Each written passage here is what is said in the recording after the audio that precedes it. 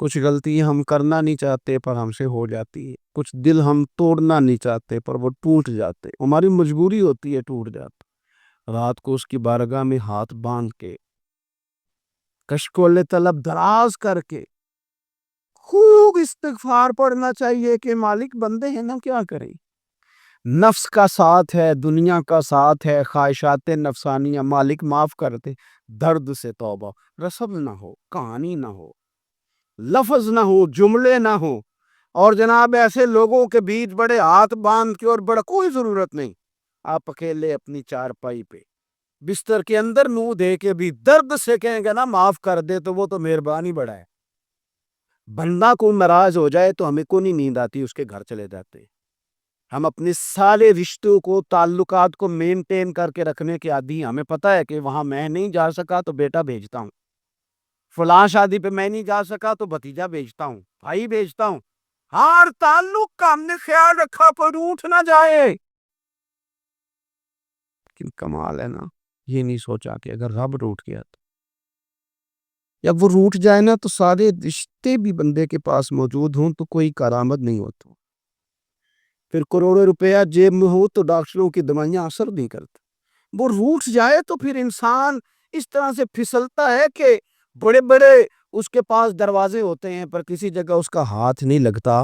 خدا را خیال کرے، دنیا روٹتی ہے تو روٹ جائے، رب رسول ناراض نہ ہونے پائے، اس کا خیال کرے۔ حضور فرماتے ہیں وہ مسکراتا ہے، اسے خوشی ہوتی ہے جب کوئی اس کا بندہ اس کی طرف رجوع کرتا ہے۔ آپ دیکھیں نا، سارے ڈاکٹروں نے کہہ دیا کہ اس کے تو گردے، معدہ، جگر، ہر چیز ختم ہے، گھر لے جاؤ، خدمت کرو، ہر طرف پریشانی ہے۔ وہ بندہ بھی سمجھ گیا ہے کہ آخری وقت آ گیا، کل جاؤں پرسوں جاؤں، تیاری ہو گئی، سب لوگ آ گئے، باہر والے بھی آ گئے، یہ ماحول ایک عجیب رنگ اختیار کر گیا۔ اچانک ایک ڈاکٹر نے آ کے کہا نہیں نہیں، غلطی لگ گئی تھی۔ مجھے بتائیے انداز کیا ہوتا ہے؟ بغیر دعائی کے بندہ اٹھ کے کھڑا نہیں ہو جاتا، او میں تو بچ گیا ہوں۔ میرے نبی پاک صلی اللہ علیہ وسلم مثال دیتے، فرمایا ایک آدمی صحرا میں جا رہا، صحابہ سے حضور خطاب کر رہے ہیں، فرمایا ایک آدمی صحرا میں جا رہا تھا، اس نے اپنی اونٹنی پہ کھانا، پانی، پیسے، ہر چیز رکھی ہوئی تھی، صحرا تھا بہت بڑا، درمیان صحرا کے گیا تو تھوڑا سا سستانے کے لیے، آرام کرنے کے لیے اونٹنی سے نیچے اترا۔ اب اس نے اونٹنی کی لگام، اونٹنی کی نکیل اپنے سرہانے کے نیچے رکھی، ہاتھ کے ساتھ پکڑی اور سو گیا۔ تھوڑی ہی دیر کے بعد جب اس کی آنکھ کھلی تو دیکھا اونٹنی غائب ہے۔ صحرا میں وہ پیدل نہ آگے جا سکتا ہے، نہ پیچھے جا سکتا ہے، نہ دائیں نہ بائیں، کھانے کو روٹی نہیں، پینے کو پانی کا قطرہ نہیں، تھوڑا ادھر بھاگا ادھر بھاگا، تھک گیا۔ کریم محبوب فرماتے ہیں وہ پوری طرح نڈھال ہو گیا اور مایوس ہو گیا، معاذ اللہ، مایوس ہو کے دوبارہ اسی جگہ آ کے لیٹ گیا جہاں پہلے لیٹا تھا، انتظار کرنے لگا کہ اب موت ہی آئے گی، آخری وقت ہے، اب نہ میں پیدل یہ صحرا کراس کر سکتا ہوں، نہ پیچھے جا سکتا ہوں، نہ کھانا ہے نہ پانی ہے، سوائے موت کے کوئی سہارا نہیں۔ حضور فرماتے ہیں وہ رستے میں دوبارہ لیٹ گیا، اچانک اس نے رخ بدلا تو اونٹنی سامنے کھڑی تھی۔ حضور نے صحابہ سے پوچھا بتاؤ نا اسے بھلا کتنی کو خوشی ہوگی؟ یا رسول اللہ جسے نئی زندگی مل گئی ہے۔ نبی پاک صلی اللہ علیہ وسلم فرمانے لگے اس کی اونٹنی مل گئی، بتاؤ بھلا اسے کتنی خوشی ہوگی؟ یا رسول اللہ وہ تو دوبارہ دنیا میں آ گیا۔ حضور فرمانے لگے اسے کچھ بھی خوشی نہیں ہوئی۔ جب کوئی رب کا گناہ گار بندہ آ کے توبہ کرتا ہے، رب کو اس سے کئی گنا زیادہ خوشی ہوتی ہے۔ میرا بندہ آ گیا، میرا بندہ آ گیا، میرے گھر آ گیا، اس نے آنسو بہائے ہیں، اس نے کہا اللہ میں تیرا ہی ہوں، تیرا ہی رزق کھاتا ہوں، تیری ہی زمین پہ رہتا ہوں، تیرے نام سے میری سانسیں چلتی ہیں۔ وہ آ گیا۔ فرمایا اس اونٹنی والے سے زیادہ رب کو خوشی ہوتی ہے جب گناہ گار آ کے توبہ کرتے۔ گناہ گاروں کے آنسو اس کی بارگاہ میں بڑے مقبول ہیں، لیکن ہم رسم ادا کرتے ہیں، توبہ نہیں کرتے، ہم اپنے آپ کے ساتھ دھوکہ کرتے ہیں، جھوٹ بولتے ہیں، ہم نہ گناہ گاروں پر بھی فتویٰ دینے میں جلدی کرتے ہیں اور نیکی پر بشارت دینے میں بھی جلدی کرتے ہیں، حالانکہ یہ ہماری ذمہ داری نہیں۔ پتہ نہیں اللہ تعالیٰ کس کو کب توفیق توبہ دے کے اپنے قریب کر لے، لیکن بڑی جلدی ہے۔ بڑی جلدی فتویٰ دینے میں، اور یہ فتویٰ صرف مفتیوں کا نہیں رہ گیا، یہ میری طرح کے آپ کی طرح کے ڈھیروں میں ہوگا جنہوں نے جب وہ فتوے ڈالے ہوئے.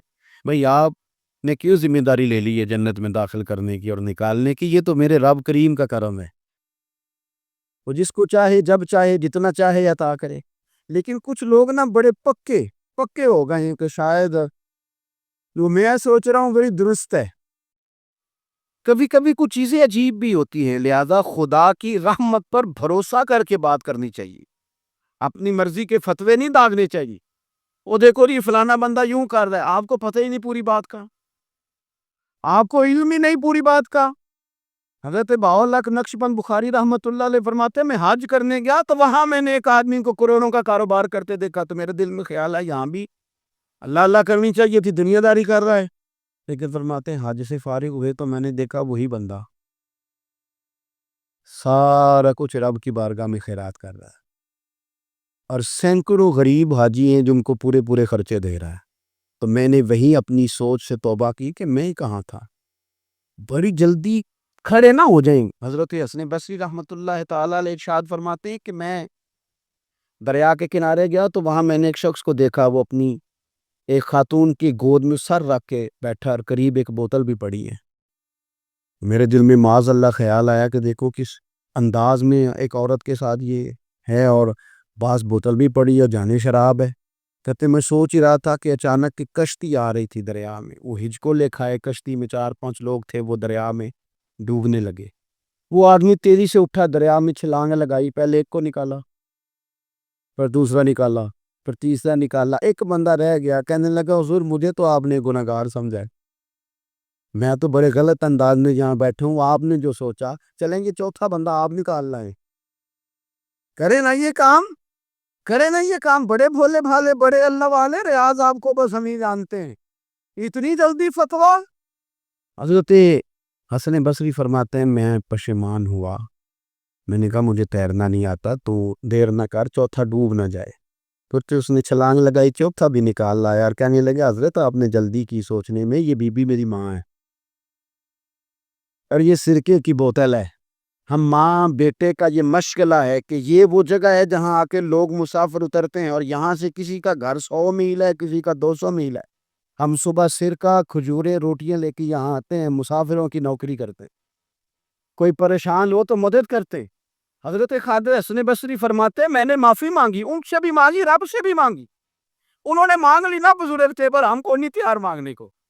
ہم ہر وقت بدگمانی وہ فلانا فلانے جرم کرتا تھا، میں اسے اب کیسے نیک مان لوں؟ بھئی اب وہ نمازی ہے، خدا کے گھر آتا جاتا ہے، اب اللہ کی بارگاہ میں حاضر ہوتا ہے. جب رب نے معاف کر دیا تو بھی سوچ بدل جا. سنیں حضور کیا فرماتے، نبی پاک صاحب اللہ صلی اللہ تعالی علیہ وسلم فرماتے ہیں، مسند امام احمد بن حنبل دیکھیے، فرمایا رب اس وقت بڑا ہی مسکرائے گا جب قاتل بھی جنت میں جائے گا، مقتول بھی جنت میں جائے گا. یا رسول اللہ مقتول تو گیا، یہ قاتل کیسے چلا گیا؟ حضور فرماتے ہیں جائے گا، اور جائے گا رب مسکرائے گا، جو اس کی شان کے لائق ہے. یا رسول اللہ کس طرح؟ تو نبی پاک صلی اللہ علیہ وسلم فرمانے لگے اس نے ایک مومن کو قتل کیا تھا، وہ شہید ہو کے جنت میں چلا گیا. اب اللہ نے بعد میں اسے توبہ کی توفیق دے دی. پہلے اس نے کلمہ پڑھا، پھر یہ میدان میں اترا، کافروں سے لڑا، یہ شہید ہوا، اور آپ نے اسے بھی جنت دے دی. قاتل بھی جنت میں، مقتول بھی جنت میں. اور بات اتنی انوکھی ہے کہ رب دیکھ کے مسکرا رہا ہے، جو اس کی شان کے لائق ہے. ہم جلدی میں ہے، ہم انتظار نہیں کر رہے کہ شاید توبہ کر جائے، ہم انتظار نہیں کر رہے. لیکن میرے عزیز اتنی جلدی نہ کرے. سوچوں کا صاف ہونا، ذہنوں کا پاک ہونا، اور لوگوں کے بارے میں گمان کا اچھا ہونا. آپ کسی نفسیات کے ڈاکٹر کے پاس چلے جائیں، اسے کہیں ٹینشن بڑھی ہے، میں ان کے مضامین پڑھتا رہتا ہوں، وہ سب سے پہلا سبق آپ کو یہ پڑھائیں گے کہ اچھا سوچا کریں. اچھا سوچنے سے بندہ تندرست رہتا ہے. کس سے بندہ تندرست رہتا ہے؟ ہاں جی، واقعی یعنی اس والے پڑوسی کے بارے میں بھی اچھا سوچنا ہے، گھر میں اس والے کے بارے میں بھی، چھوٹے بھائی کے بارے میں بھی اچھا سوچنا ہے، اور بڑے کے بارے میں بھی اچھا ہی سوچنا ہے. یعنی اپنی برادری قبیلے کے بارے میں بھی اچھا سوچیں، جو قبیلے کا نہیں اس کے بارے میں بھی چلیں تھوڑا سا اچھا سوچ لیں، اپنے بارے میں تو اچھا سوچا ہے بڑا۔ میں کہتا ہوں کہ ہم اپنی غلطیوں سمیت اپنے آپ سے بڑا پیار کرتے ہیں، اور دوسرے کی ایک غلطی نظر آ جائے تو ہمیں گھین آنے لگ جاتی ہے۔ آپ جلدی نہ کریں، مالک نے موقع دیا ہے بندوں کو، نہ وہ کسی کا رزق چھین رہا ہے، نہ سانسیں چھین رہا ہے، وہ اپنی زمین پر چلنے بھی دے رہا ہے، رہنے بھی دے رہا ہے، تو جب اس نے موقع دیا ہے آپ بھی تھوڑا موقع دیں۔ اللہ بڑا کریم ہے، دروازے کھولے گا، اس کے بندے اس کی بارگاہ تک پہنچیں گے۔ بدگمانیاں اور پھر بدگمانیوں کا عروج، اور اس لیول تک جا کے بات کر دینا ہے کہ جہاں سے خوف آئے کہ یار یہ بات نہیں کرنی چاہیے۔ کچھ لوگوں نے نا پکا ذہن بنا لیا یہ کہنے کا کہ ہاتھ بڑا تنگ ہے، پکا۔ آپ جس وقت پوچھ لیں ان کا ہاتھ اور بڑا ہی زیادہ تنگ ہے۔ آپ یقین کریں، بہن کا جو خامند ہے وہ کہہ رہا ہے جا حصہ لے کے آ، تیرے بھائیوں کی کمائی تو نہیں، تیرے ابا کی ہے، لے کے آ۔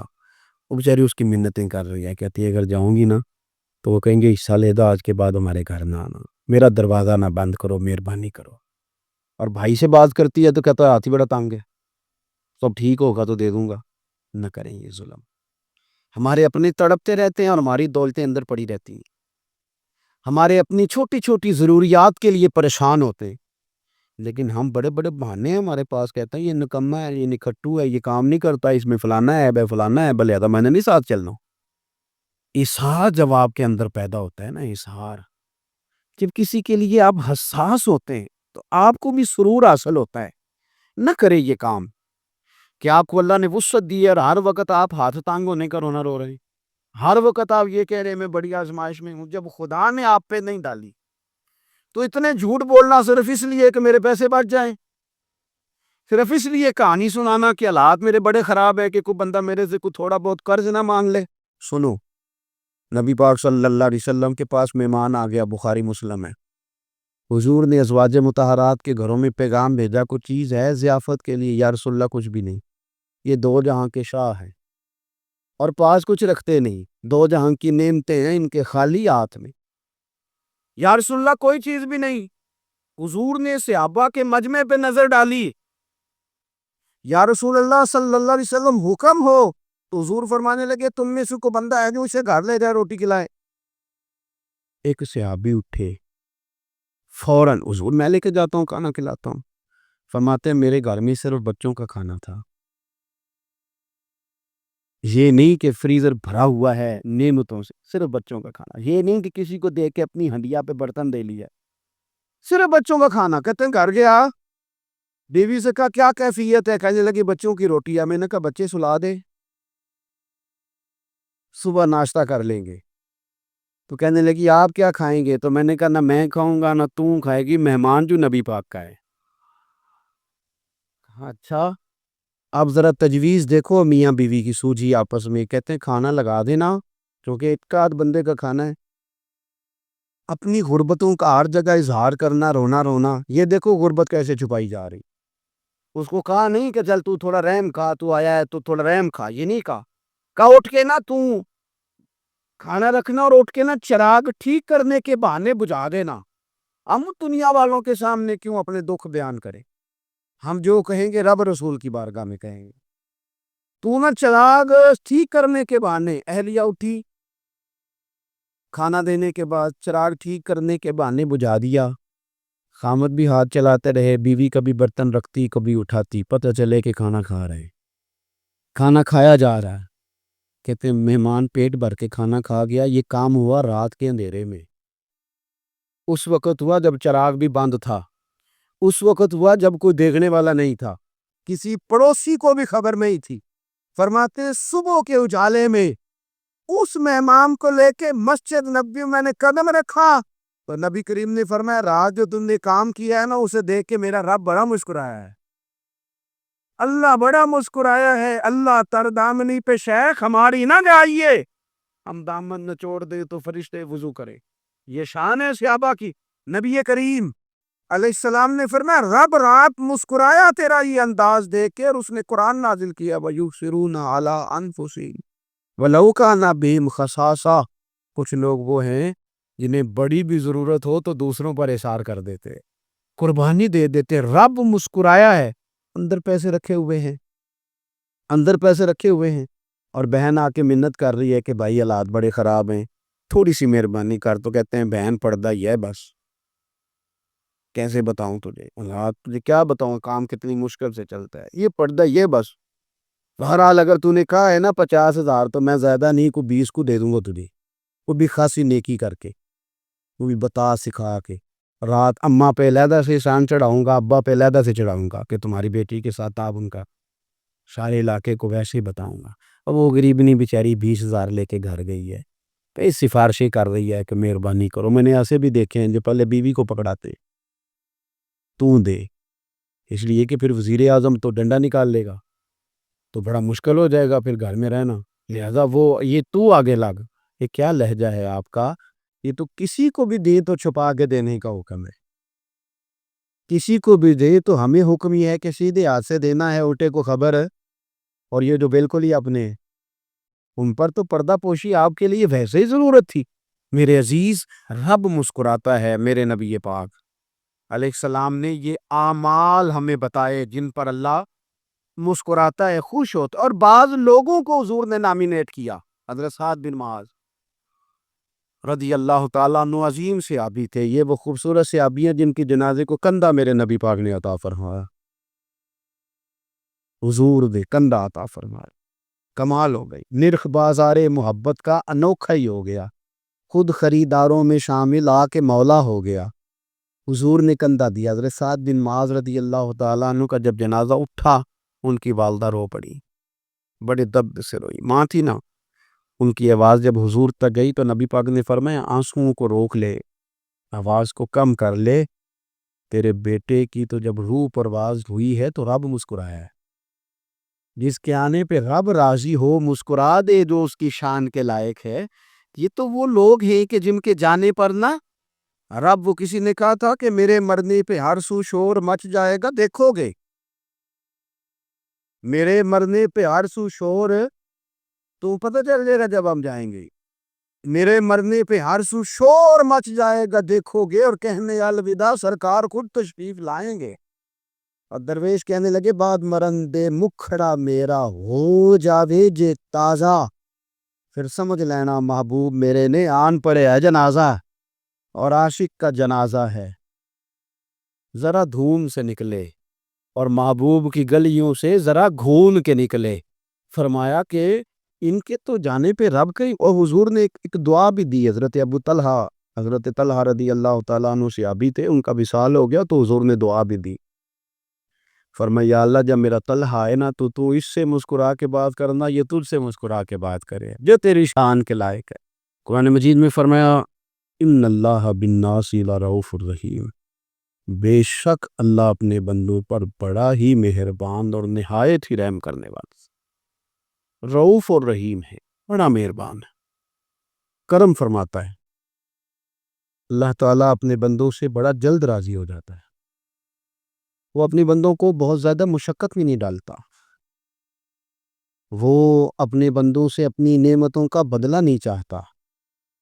بہت سخت مشقت والی عبادتیں نعمتوں کے بدلے نہیں چاہتا. وہ بڑی جلدی رحم فرماتا ہے. میرے نبی پاک صلی اللہ تعالیٰ علیہ وآلہ وسلم نے ارشاد فرمایا, بعض احادیث میں لفظ یہ ہے کہ اللہ اپنے بندوں کو دیکھ کے مسکراتا ہے جو اس کی شان کے لائق ہے. جس ترتیب سے ہم مسکراتے ہیں, جس ترتیب سے ہم روتے ہیں, جس ترتیب سے ہم کسی بات کا اظہار تشکر کرتے ہیں, خدا ان باتوں سے پاک ہے. اب بہت ساری حدیثوں میں آیا کہ وہ مسکراتا ہے, تو کیا مطلب ہے مسکرانے کا؟